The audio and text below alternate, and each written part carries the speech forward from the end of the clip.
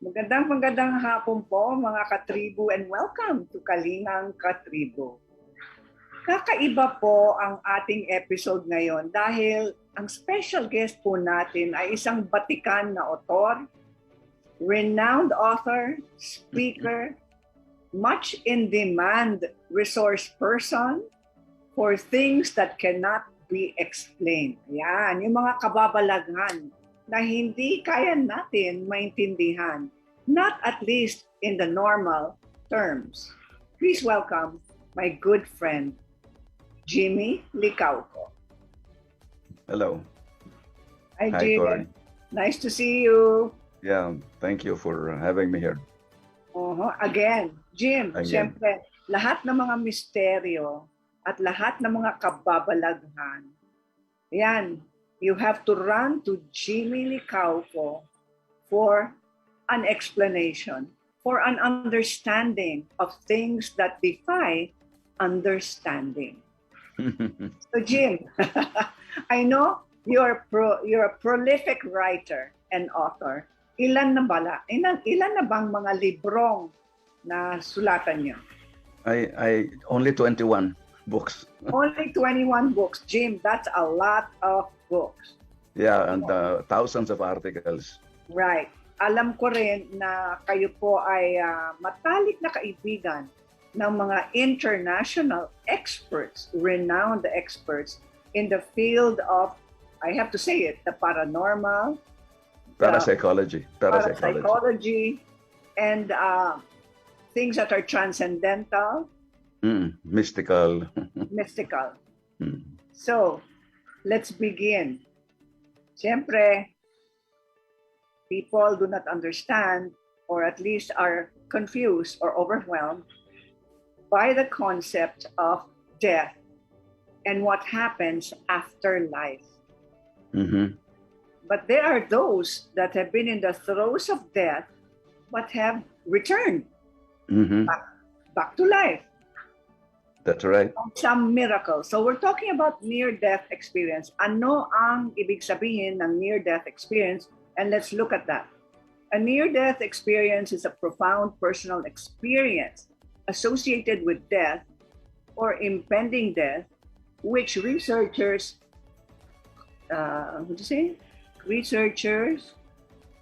share similar. They share similar characteristics. So, Jim, near-death experience, I know you're well-researched on the subject. Is it true that people can go through death and then come back and live to tell their story? You know, Cory, there's a lot of evidence for this. The first to study the near-death experience is Dr. Raymond Moody, a medical doctor in the 70s. He studied about 50 cases of near-death experience. In fact, he was the one who coined the word near-death experience. And the definition of near-death experience is that the process of being declared dead and then coming back to life. No, that's the definition of near-death experience. Pero so, bakit yung mga sinasabi ng mga bumalik, nasa sanib na sila ng kamatayan, bakit karamihan, or if not all of them, say the same thing? All right? Ano yung mga same na nakikita nila, Jim? Yeah, well, first that some of them see their body, physical body, their astral body, leaving the physical. No? That they're usually in the operating room of a hospital or during an accident in a vehicle, etc. And then they go through a tunnel that's very dark. And then at the end of the tunnel, there is a being, radiant being of light that welcomes them. And then this being makes him see the review of his life, what he has lived, and ask him several questions. And then after that, sometimes he is shown the other people who are there, and he doesn't know what it is, but there is a certain peaceful, loving presence of this radiant being. If he is Christian, he identifies it to Jesus Christ. But if you're another religion, you may identify it as Buddha or Ganesh or Hindu god or whatever. So it depends on your religion what you see there, no. But it's a being that is loving and welcoming you, and then explaining what's happening there in that dimension. I wouldn't call it heaven because it's a dimension in the afterworld. So Jim, depende sa relihiyon ng isang tao, correct? Mm. You are saying then that it becomes their personal experience, depending on whatever religion. Pero the sameness of it. Yes, it's similar. Everybody mentality. goes through similar. It is not exactly the same. Some people don't see the tunnel, but many of them do. Yes. Okay, So- una-una may tunnel at may ilaw sa dulo Yes. ng tunnel. And then the being of light. And then the review of his life, that past. Papakita sa kanya from the time he was born to the present time will be shown in seconds, no? But it is complete. That's the wonder of it. It's like a hologram of his life. Okay, pero Jim, meron akong nabasa. This is Yeah. according to research of brain experts, mga neurologists. Sabi nila, ganun talaga ang utak. It reaches a point where the brain will process everything in your life. Totoo ba yun? It's just the brain? Or what? How do you draw the line between what your brain is processing and what you are actually experiencing in the other dimension? At that moment, you won't know what's happening. It's only afterwards that you see there is a big difference. No? And the criticism against this phenomenon, is some psychiatrists and neurologists say, when your brain is deprived of oxygen, you see things that you don't normally see, and you feel like getting out of your body, and that's hallucination. That's their opinion. But the evidence is otherwise. The evidence is there's so much evidence now, Cory. So, what to me, the problem with critics is that they have never experienced it, and they talk about it as if it is something that's the only thing that's the only explanation possible, and that is not true. That's not true. The other evidence that all over the world there is similarity. How do you explain that? Oo nga. Malaking kababalaghan nga, Jimmy. That's why we asked you to guest today to give us some clarity, some understanding of what near-death experience is all about. You said that people who talk about NDE, near-death experience, many of them don't understand it or have not gone through it. So, matingnan nga natin yung mga tao na nagkaroon na ng near-death experience. Let's take a look at this. Jim, who's the first one? Napakarami na ngayon. Nung the first in the 70s, there were only a few, about 50 that Raymond. By the way, I met Raymond Moody himself. I met him in California in the mid 90s at Marriott Hotel when he gave a lecture about ND. I was there. I met the person who made the first study, Raymond Moody. So I know what I'm talking about, Cory. I just didn't read the book. I was talking to the man who conducted the study. You see? So that's the difference between me and some people who just talk out of something that they heard. Exactly. So Yes. anong sabi ni, in a gist? Siyempre, ang hirap, no? You had a long conversation with the man. Pero talagang hinimay nyo ng mabuti. In a gist, para sa kaalaman ng ating mga katribo, anong sinabi ni Dr. Moody sa inyo? Base sa kanyang Well, research. actually, it was a lecture of everybody, not that to me. I was just listening to him, and then I talked to him afterwards, and invited him to the Philippines, actually. And then he said he would think about it, but he never did. So, what as I said, the near-death experience is that process where you feel like you're in another dimension. Your astral body is out there, but you don't know what the astral body is, so you think it's the soul that goes out. So fine, it doesn't matter what you call it. The point is you are in another dimension, and then you are shown your life, and then there's a being that asks you a question. Like the question, there are two questions. One is, what have you done with your life? And then, how have you loved, or something like that? Have you loved? The first is, Anong ginawa mo? Sa Paano buhay mo mo. ginamit ang buhay nyo? What Yes. have you done? Okay? Yes. Pangalawa, nagmahal ka ba? Yes. Yes. Did you love? Yeah. Wow, that's a very deep question. Two That's deep right. questions. And then after being shown your life, your whole life will be shown to you, the things that you did right, the things you did wrong. But there is no judgment. No, see, this is very important. There is no judgment. This is contrary to the Christian religion, saying that we are judged by God. Not none of these people who experiences said that they were being judged. There's only loving kindness. Whatever you did, it's not it's not punished or anything. And there is no judgment. And it's you who judge yourself, no, but not God or anybody else. So, ito yung taong or being or entity, whatever, or presence na nagtatanong itong mga napakamalalim na katanungan. Wala siyang mukha, no? Ilaw lang ba yun? Yes. Oo, it's a radiant light. Hindi mo siya makita directly because it's a blinding light, but it is not painful blinding. That's one thing also that everybody noticed, those who have gone through the experience. It's a brilliant light, and you almost cannot see, pero hindi blinding. Hindi nakakasilaw. Oo. Oo. Hindi masakit sa mata. Hindi masakit. Mahapot sa mata. Okay. Yes. Alright. That's, Nakakasilaw. So, that's ito ba itong ilaw na ito ay para siyang magnet? Gusto mong lumapit sa yes. kanya? Yeah, that's right. There is this feeling that you want to be there. And then if it is not your time, that being will say, it's not your time, you have to go back to earth. And most of them refuse to go back. They want to be there. No? They don't want to go back to their bodies.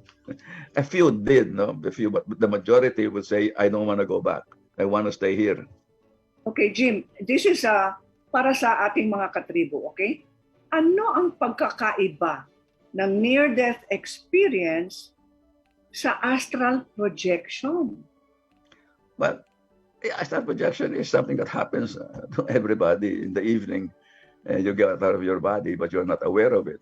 But in the case of near-death experience, you're transported to another dimension. Another dimension, not here. So that's the difference, no? And that you are being led, by a being of light, which is not present in the astral projection.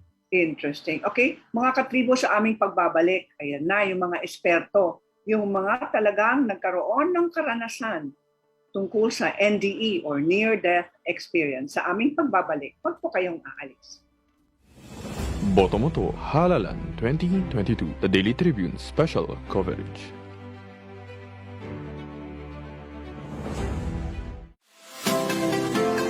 Magandang araw mga katribo! Narito na ang mga makakasama nyo tuwing umaga sa programang Gising Na. Roy Pelovelo, Compi Manalo, Atty. Lia Badillo Crisostomo, Vernon Velasco, Kim Sancha at Jerk Balagtas.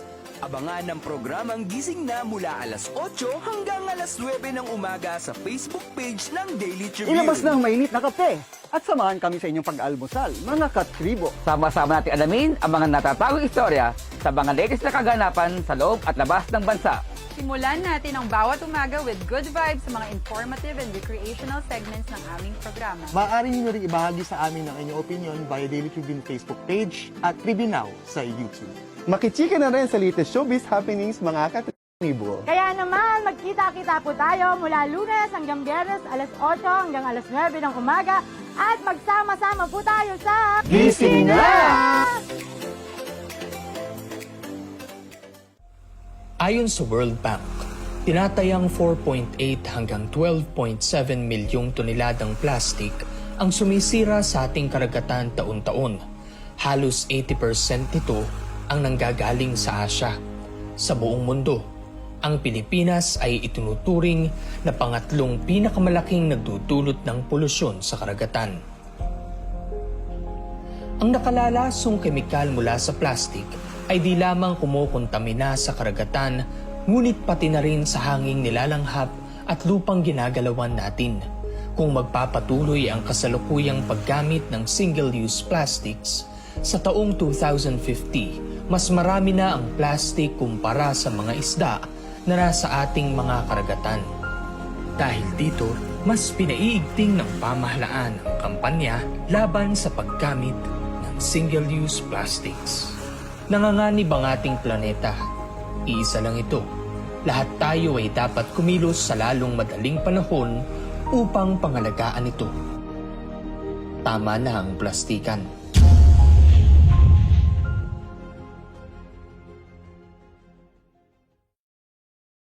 Globe, our steps can lead us to millions of doors opening, millions of paths unfolding, and millions of reasons to keep going. Now's the time to be with the network that gets better every day for you. Botomoto Halalan 2022, the Daily Tribune special coverage.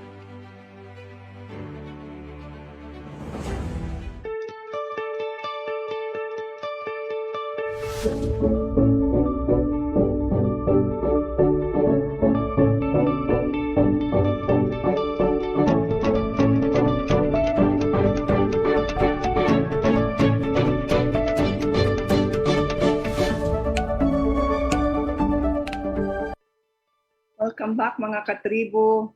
Napaka-exciting and interesting ng ating topic ngayon. Near-death experience, NDE, with the expert, Jaime Licauco. I'm Jimmy. Hello again.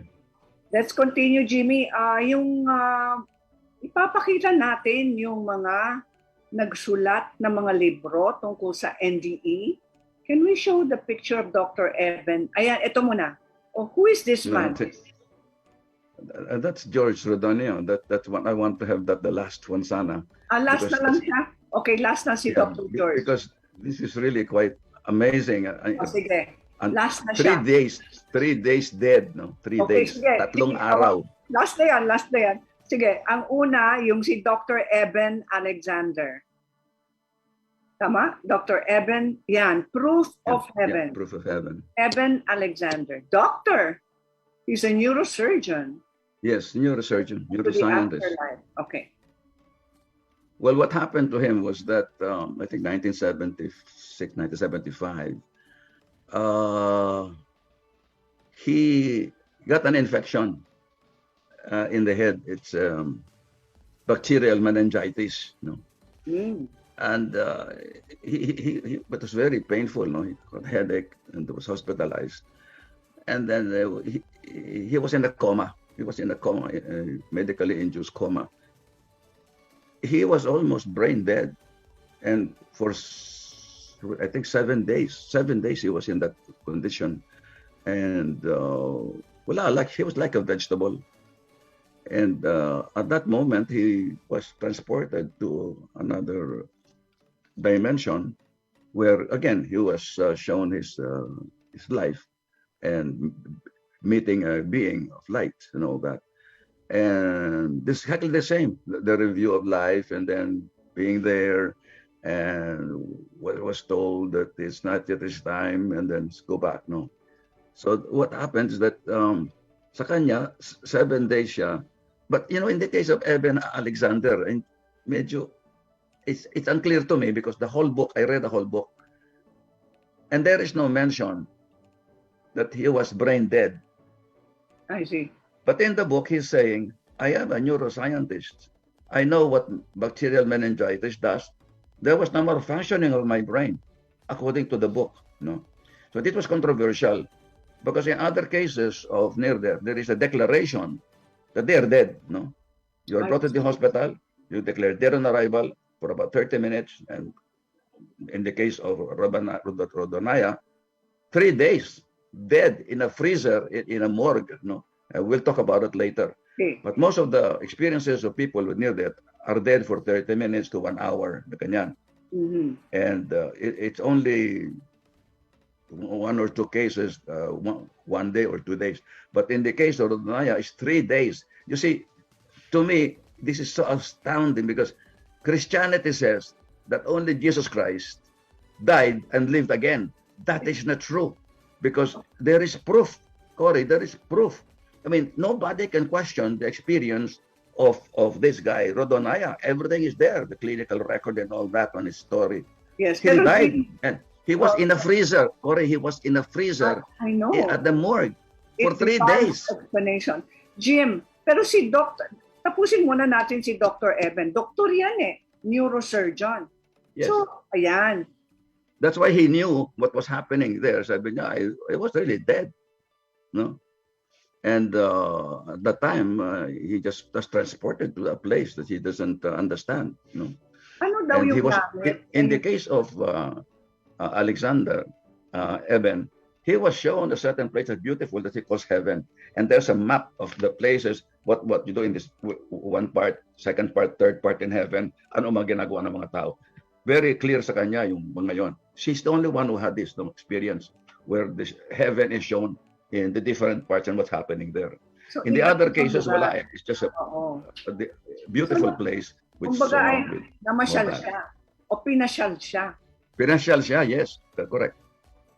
So, and at the time that he was dead. And what is interesting about all these experiences, when you get back, you are transformed into another person. You're never the same person again after this experience. That is the difference between your astral projection and other experimental procedures. In this case, there is transformation. What is transformation? In the case of Rodonaya, he was an atheist. And after this, he became a pastor. He studied religion. He didn't believe in God, no? And he was transformed. And in the case of Daniel Brinkley, he was an ex-Marine, a bully, and a killer, no? We He was have a transformed. picture of Daniel here. Wala. Daniel, yung next photograph, meron tayo. Daniel Brinkley. I don't have a picture of Daniel. No, but we have But this guy is still alive up to now and doing lectures. I think he's alive. I think he's still alive. I'm not so sure now. Nasaan yung next, yung parang video na hindi pwedeng i-air yung sound? I think eto. That's Rodonaya. That's Rodonaya. Yeah, that's Okay. in different ages. Yeah, kaya siya yan. Kaya na may balbas siya rin yun. Dr. George, doktor din. He's a doctor of medicine and neuropathologist. This guy. Yeah. That's the same. When he was younger. That's him. Okay, and then the other photo? That's Isa pa. Rodonaya. Yung unang pinalabas na black and white. Oo, mataba na siya. No? That's ages. Akala ko ibang tao yun. Yan. That's also him. Dr. George Rodonaya. Okay. Do you want to talk about the story of Dr. George? Ilang malaking kababalagan. Okay. Yeah, this is something really quite interesting and unbelievable. I've read several articles about his experience in several magazines, US magazines, but I never heard him talk about it himself until only a few days ago. I was watching YouTube and he was there being interviewed in 4 different interviews of Rodonaya. And so what I'm telling you is coming from his own words. No, he wanted to leave the Soviet Union, USSR, because he was disgusted with the Marxist philosophy, and communism. But this guy is a genius. Huh? He got his first PhD at the age of 22. He spoke several languages. No, at the age of 15, he entered the university at 15, and very brilliant. And therefore, the Soviet Union, the government, would like him to stay there. But they found out that he wanted to leave the country, so there was a decision to kill him. So in 1976, while he was walking on a sidewalk, to go to the airport, to go to the U.S. because he had a visa and passport, going to the U.S. He was run over by a car. He tumbled over. He was able to run, and the car ran after him and ran over him again several times to make sure he's dead. When they were sure he was dead, they left. Then some people who saw it brought him to the hospital. He was declared dead. Then since it was a Friday, his body was placed in the morgue, in a freezer, in the morgue on Friday. So it was a Friday, Saturday, Sunday. Monday, he was going to be autopsied. Ito maganda, no? So he's dead. He's dead. He's lifeless. No, he's a corpse. Okay. No, 3 days. No. Malamig na yung katawan. Okay. Oh, of course, he was in the freezer. Yeah, that's why. Malamig na katawan. Tigas Hindi na. lang ordinary dead. He was in free, like an ice. Right. So, when the doctor made the first incision on his chest, he felt the pain. He felt like he was drawn back to his body. That was the time he was drawn back to his body, and he felt the pain. He opened his eyes, and then the doctor saw that the eyes were reacting to the light, no, like in pupil, di ba, pagka may light, no. So he panicked. He ran away because patay yung tao for 3 days, and then he was alive. So he went back, and then he was brought to the hospital.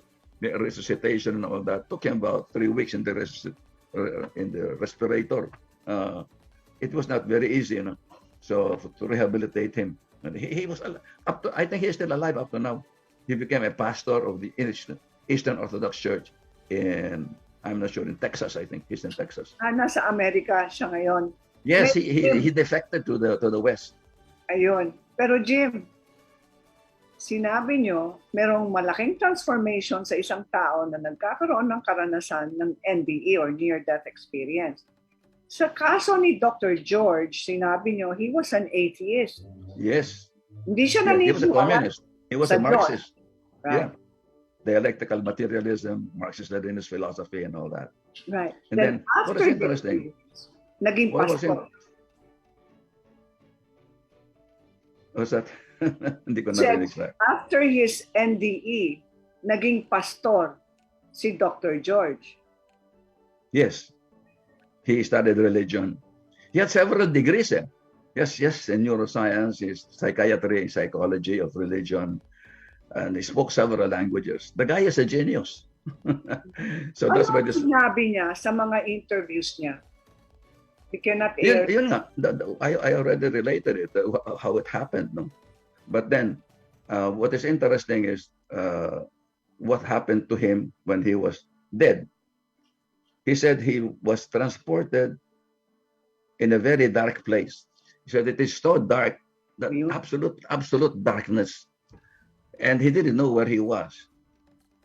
And then he saw a light. There was no tunnel. He went to the light, no? And he felt better when he was in the light, no? First he was afraid, and then he felt much better. And then I thought he was shown a review of his life, no? Like the others. But there was no being that he saw. There was no being. So that's one characteristic that's not the same as the others, no? And what happened during that time, he said he could communicate with children who cannot talk yet, 2 or 3 years, 2 years old, no? And he could communicate telepathically with these children. And there was one girl, 2 years old or less, who was crying, and the parents didn't know why she was crying, and he knew it was because she broke her tooth, or I don't know, several teeth was broken, and it was only later they found out. Oh, he told some people that what would happen to the girl, but I don't know how he told it. That particular point was not clear in the story, but he knew he was able to talk to several children who could not talk. That's one. And then his transformation of being an atheist, became very religious, became a pastor even, not just converted to Christianity, but even became a pastor. And he studied the psychology of religion. You know, he is a linguist, no? He is a philologist. He learns languages very easily. So the guy really is a genius. Right. Pero anong sabi ng mga doktor? Paano nangyari yon? Patay Well, they cannot, of course, Cory, they couldn't explain it. They had to take his word for it. And in fact, you know, he was saying in his story, they were all against him. The people were saying that you're just hallucinating, you're just everything. But he said, I know what I went through. I know exactly what I went through. And nobody can persuade me otherwise. Because they did not experience it, I experienced it, he said. Then, because people don't believe this. No? And if you live in a Christian country, the more you will not believe it, because you believe only Christ was able to do this. That is not true. He was able to do it. He lived after 3 days, and this is on record. Anybody who questions it, wala nang you'll give ibang him the record. Hindi si Dr. George Rodonaya. Buhay pa siya, Jim? I'm not sure because I saw him on YouTube. He was lecturing, or he was being interviewed, but I'm not sure. He was, I think, 25 or 35 in 1975. So you can figure it out. He must be about 80, or if he's still alive, or 85 right now. It is. Wow, very exciting, Jim. Interesting. Yeah, it is very. No, sometimes he's called, Cory, the modern Lazarus. Remember, Lazarus was dead for several days, I and Christ remember. brought him back. He is called the modern Lazarus. Lazarus. Ano Yeah. sabi ni Jesus Christ? Lazarus, awake, right? Or come to me. Yes. So there are so many mysteries in this world, Cory, that, that fascinates me. And you see, people talk about the paranormal. There's no such thing as the paranormal. Everything is normal. The reason we call things paranormal is because science cannot explain it. Anything that science cannot explain, they call paranormal. So I see. if you have not seen a ghost, it's paranormal. Okay. So we will talk about parapsychology na lang. Yung near-death experience ay nasa larangan ba yan? Larangan ba yan ng parapsychology? It is not standard. It's not standard. Some are interested, but the parapsychology studies phenomena, not a near-death experience. Although some try to study what happens after death. There have been some studies on that by parapsychologists. But most of the psychic powers, ghosts and all that, apparitions, poltergeist phenomena, this is what is common to parapsychology. Jim, you've written 20 books, correct? Excuse me? 20 books you have written. 21. 20 libro. 21. 21. 21. Okay. And some of them have been translated into several languages like Japanese, German, and Polish languages.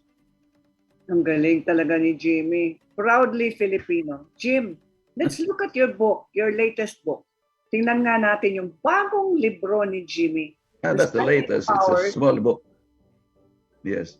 It's the only book of its kind, The Psychic Powers of Jesus Christ, because people don't understand.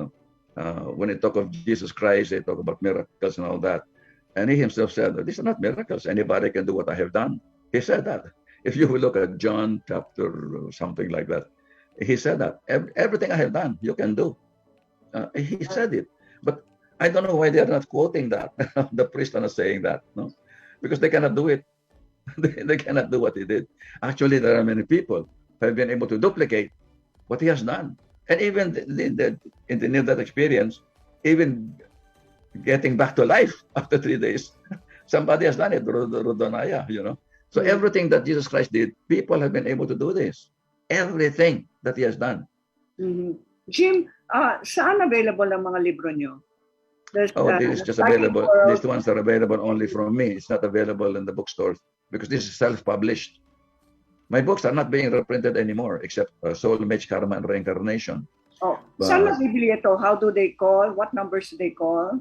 Well, they can call my office, which is I forgot already. Number niya. 88107245. 88107245. Yes, and I forgot the cell number, but they can call that particular number. What number is that, Jim? But they can reach you on Facebook, right? Yes, or 88107245. That's the landline. 810-7245. 8810-7245. 7245. Tawag na lang po kayo if you want to order Jimmy's book. Ngayon, Jim, in all your years, ilang taon ka na nagsusulat tungkol sa mga kababalahan, mga misteryo, at saka yung mga sinasabi nilang the unexplained, especially in the field of parapsychology. With regard to near-death experience, what have you learned? What have you learned? You can share with us. There's no death. And in fact, Rodonaya emphasizes that death is an illusion. There's no such thing. There's no such thing. We don't die. We just go to another dimension. Walang namamatay? Yeah, walang namamatay. They go to another dimension. But they're alive in another dimension. There is no such thing as death. That is Rodonaya saying that. Several times he kept emphasizing that. Okay, so Jim, to sum up, kasi wala na tayong oras, NDE, can anyone go through that experience? O kailangan magkaroon ng background bilang doktor? Because all the people that you showed us are doctors because they can understand what's happening to them. No, it's just coincidental that there are doctors. There have been ordinary housewives. There is the Marine, ex-Marine, who is Daniel Brinkley, who was a bully and was transformed, also became a very, very loving person and died 3 times. The case of Daniel Brinkley is another interesting thing because the first time he was struck by lightning, yung kanyang telephone struck by lightning, he was burned. He was catapulted there in the room and died, and brought to the hospital and declared dead. Then he had another second death. In that experience, he was being operated, heart surgery. He died again. And then the third time, he was being operated, the brain surgery. He died again. So Daniel Brinkley died 3 times and lived again. Now you're asking if everybody experiences. No, of course not. Most people die and they remain dead. At ano ang sinabi niya tungkol sa kanyang karanasan? 3 times he experienced near-death experience or sa pangatlo lang? No, all 3 experience he was near death. He was revived after that. At meron din siyang nakita. Lahat na sinabi niyo. Oh yes, and what is interesting about the Damian Brinkley, he was shown over 100 visions of things to come, what will happen. And several of these have already happened. The others he didn't want to reveal, no. But the ones that happened, he revealed that as one of the, these are the three things yata, or 4 things, happened already. There is more. There are more things to come. But he was shown. Research. What is his first name? Danian. Danion. Danian Brinkley. Danian Brinkley. Yes. Yes. Americano. American. Yes, he's an American. Yes. Okay, so Marine. He's an ex-Marine. He was a bully. He was a tough guy. He was a bully. He was a killer. He was. The guy is a killer, and then he became a very loving person. In fact, one of the reasons that he had this problem with physical, he went when he was. I had the experience. He went to his enemies. He developed a lot of enemies to ask forgiveness, but then they, binugbog siya, patay siya ulit. He wanted to apologize for all the things he has done. So he was transformed into a very loving person. He now works, if he's still alive, he works with the hospice and has helped thousands of people who are dying to help them into transition from living to death. Ang galing naman to transition. Yes. Maganda yon kasi syempre yung mga karamihan ng mga tao, syempre takot silang mamatay. Yes, he has helped thousands of people. Oo. The transition. Dahil tumutulong sa mga tao hanggang ngayon. People who are... Well, if he is still alive, I'm not so sure whether he's still alive. I see. So, to sum it up, Jim, because you said there is no death. Kasi may buhay sa tinatawag nating kamatayan o ginagamit lang ng kamatayan bilang isang tulay para makarating sa bagong buhay. That's what you're saying. Mm-hmm. That death is merely just a bridge to the next. And you know, Cory, these cases of near-death experience has given rise to the question of survival after death. Because, in the West, they're still trying to prove that there's life after death. And many people don't believe in it. No? So these cases are questioning that. No? Maybe there is consciousness. It's not dependent on the brain. No? That's still controversial. Whether consciousness is part of the brain and all that. It's not. It's independent. We can think without the brain. And that is proven by people who have gone. I've been out of my body. I've gone to astral projection. I left my body, but I could think I'm still conscious when I'm out of my body. So consciousness is not dependent on the brain. See, but scientists do not accept this. It's nonsensical. It's just hallucination. That's what they say. So let them believe what they believe. I don't quarrel with them.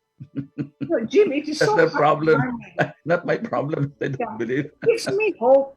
Kasi lahat ng mga nagkaroon ng karanasan ng NDE or near-death experience, nagbago ang kanilang buhay. Nagbago ang kanilang karakter. Yes. At yung kanilang misyon sa buhay. And many of them become psychic afterwards. Psychic perception increases. Some become healers. No? And in the case of Daniel Brinkley, he became a hospice advisor in a hospice. Oh, yes, a helper to the next life. Yes. So Jim, thank you for sharing with us today. And Yes, thank you. we hope to learn and hear and see more of you dito sa Kalingang Katribo for Daily Tribune. At alam po ninyo mga katribo, pumayag na po si Jaime Licauco na magkakaroon po tayo ng part 2. At ang ating part 2 will be, Jaime, what is our next topic for the I don't know. following? Did I agree to that? Yes, you agreed. Walang atrasan kasi Yeah. experience. Tapos may soulmates, karma, reincarnation. And then we're going to talk about, what else? I don't know. I've forgotten. I have so many invitations. Abangan si Jaime Licauco sa darating na Miyerkules dahil po we will have a 3-part series with Jaime. Thank you for sharing your genius, your knowledge, your experience, your success, your Thank you. enlightenment. Jaime, yung enlightenment ni Jaime Licauco tungkol sa mga iba't ibang bahagi ng pagkakaintindi po tayo ng mga kababalaghan sa buhay, mga himala sa buhay. Ito na po ang ating 3-part series with Jaime Licauco. Jim, you want to say goodbye? Your parting word? Yes, thank you. And I don't like the word paranormal. I don't like the word kababalaghan. It's kababalaghan only because we don't understand it. Yeah. But once we understand it, it's no longer kababalaghan, di ba? And that's what makes me so sorry about it, is that people think of it as kababalaghan. They do not want to study it in a serious way. And if only they will be serious, if science will just study, Nikola Tesla said, the moment that science studies non-physical phenomena, it will make more progress in 1 decade than all the centuries of its existence. He was right. If science will study non-physical phenomena like this thing, it will make more progress in 1 decade than all the years of its than all the centuries of its existence. Nikola Tesla said that. Okay. Who's Nikola Tesla? Who is Nikola Tesla? Hi, nako. He is a genius. He was an inventor. 80% of what we are doing now, what the technology we have, is because of Nikola Tesla. He was a much more genius than Edison, who's being, they tried to bully him. They tried to burn his laboratory because he was so advanced. J.P. Morgan withdrew his support on Tesla because he was making experiment on electricity, free electricity, all over the world, and he was using the ionosphere to tap on the electricity. Ito na, Jimmy. Napaka-exciting. Jim, let's reserve it for the next episode. Okay, Ang dami. Ito There's so much. There is so Once much it starts, knowledge. ako para siyang bullet train. Jet plane to the parapsychological science of life. Maraming salamat, Jaime Licauco. See you again Okay, next thank you also. Yan po mga katribo ang ating Kalingang Katribo episode, yung near-death experience. So, Okay. stay safe everyone. Be well. God bless. Ito po si Cory Quirino.